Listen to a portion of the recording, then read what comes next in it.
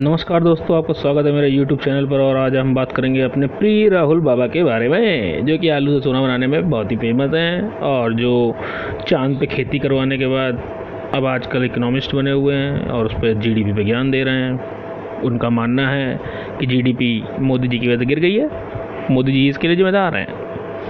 तो राहुल बाबा के अनुसार पूरे विश्व की जीडीपी गिरी है कोरोना की वजह से, पर इंडिया की जीडीपी जो गिरी है वो मोदी जी की वजह से ही गिरी भैया। मोदी जी जो है वो सब कुछ खा पी के बराबर कर दिए हैं। राहुल गांधी सीधा कहना है कि भैया मोदी जी सब खाए पिए मौज किए और इंडिया की जीडीपी गिरा दी है। खैर, पूरे विश्व की जीडीपी कोरोना की वजह से गिरी है, लेकिन इंडिया की मोदी जी की वजह से गिरी है। भैया क्या किया जा सकता है इसमें? कोई कुछ नहीं कर सकता। राहुल गांधी जी की तो वही बात है कि नाचना है आंगन टेढ़ा, क्योंकि राहुल गांधी जी राजनीति के वो बालक हैं जो कभी बड़े तो होने वाले नहीं हैं। कभी बड़े होंगे क्या? हमें तो नहीं लग रहा है बड़े होने वाले हैं यार। वो छोटे छोटे ही रहेंगे। उनका नाम ही है राहुल बाबा, जो बाबागिरी करते रहेंगे। आता आता कुछ नहीं, हमारे लवाने छाता वाली कहानी है उनकी। हाँ, राहुल गांधी जी तो अभी भी कह रहे हैं कि भैया जीडीपी गिरने के लिए नोटबंदी जिम्मेदार है। भैया दो चुनाव हार गए, उसके बाद भी इतने सारे चुनाव देश में हुए, हारे। वही नोटबंदी। अरे नोटबंदी में पता है तुम्हारा जेब फट गई है, उसमें से पैसा गिर गया है, तुम काहे चिंचिना रहे हो? वापस नहीं आएंगे वो नोट पुराने वाले, भूल जाओ उनको। नोटबंदी की वजह से तुम चुनाव हार चुके हो, अभी भी अकल नहीं आ रही तो और आगे भी हारोगे। नोटबंदी करते रहो। अब इनसे कोई पूछे कि जब लॉकडाउन था, कोई घर से निकल नहीं रहा था, प्रोडक्शन हुआ नहीं, जीडीपी प्लस में कैसे रहेगी? मतलब ना उत्पादक है ना उसको खरीदने वाला कोई खरीदार है। यहाँ तो भैया खाओ और सो जाओ के सिद्धांत पर देश ने 4 महीने निकाल दिए कि भैया खाओ और सो जाओ, खाओ और सो जाओ, घर से न आना न जाना, बस खाना और सो जाना, खाना और सो जाना। तो भैया खाओ और सो जाओ और जाके निकाल आओ, उसके अलावा कुछ किया नहीं तो कहाँ से जीडीपी प्लस में हो जाएगी भैया? जब कुछ बना ही नहीं, बिका ही नहीं, देश चला ही नहीं, खड़ा रहा, तो कहाँ से भैया जीडीपी प्लस में हो जाएगी? ये कोई पूछे राहुल गांधी से?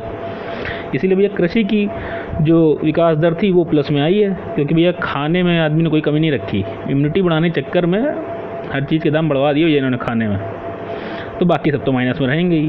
भैया जो प्रोडक्शन ही नहीं हुआ, कंपनी में ताले लटके रहे, तो काहे का प्रोडक्शन ही नहीं हुआ तो काहे की जीडीपी प्लस में जाएगी? कहाँ से जाएगी जीडीपी प्लस? जीडीपी कहाँ से आती है प्लस में?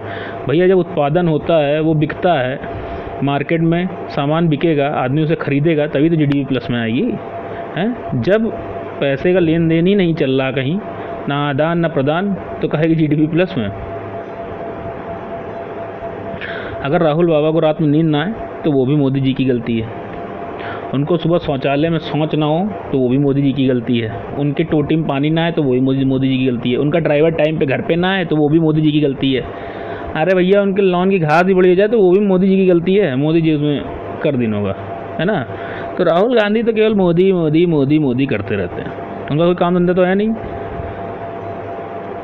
दरअसल वो एक बात तो इसमें भूल ही गए हम लोग कि वो आजकल उनकी बहन पहले आई थी तो उनकी नाक दादी से मिलती थी, और जब अब राहुल गांधी आए तो वो अपनी शक्ल पापा से मिला रहे थे, और पापा से मिलाने के चक्कर में तो उन्होंने अपनी शक्ल नशेड़ियों जैसी बना ली, जैसे लगता है कि किसी को सुंघा के दम मार के बैठा दिया गया हो।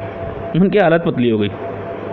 लेकिन अब फिर से वो पुराने लुक से वापस आ गए हैं, अपने पुराने वाले लुक में आ गए भैया। वो फटा वाला कुर्ता पहन के अब वो सही से करने लगे। पूरे वर्ल्ड की जीडीपी की ऐसी तैसी हो गई, जिसका कारण कोरोना महामारी थी, जो कि अभी भी जारी है और अभी भी लोगों को संभलने में टाइम लगेगा। ऐसा नहीं कि जीडीपी बहुत जल्दी उड़ जाएगी, लेकिन राहुल बाबा को लगता है कि जीडीपी मोदी जी ने ही गिराई है, मोदी जी ही सारा खा गए हैं, मोदी जी ही सब पी गए हैं। मोदी मोदी मोदी, उनको तो मोदी के सिवा कुछ दिखाई देता नहीं है। लेकिन वो संभल जाएं, नहीं तो आगे उनको बहुत नुकसान होने वाला है। जय हिंद दोस्तों।